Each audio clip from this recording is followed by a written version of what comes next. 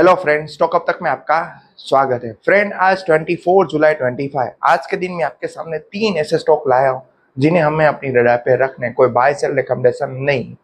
First यहाँ पे stock friend देखे तो इन्फोसिस, जिनका Q1 का प्रॉफिट 7.5% के साथ बढ़ा और साथ में देखे तो रेवेन्यू गाइडेंस जो होते हैं मैनेजमेंट के, वो पहले 0 to 3% है, अब वहां से देखे तो बढ़ गए 1 to 3%, मीन्स के पॉजिटिव एस्पेक्ट है।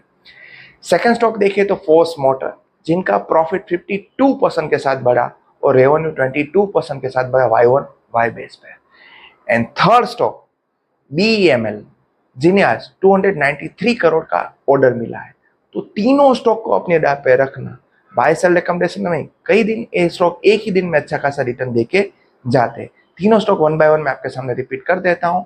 फर्स्ट इन्फोसिस, सेकंड वाला Force motor and third BEML। बस फ्रेंड, इस वीडियो में इतना ही। Thank you. वीडियो इन्फॉर्मेटिव लगे तो हमारे चैनल को सब्सक्राइब करना मत भूलना। Thank you.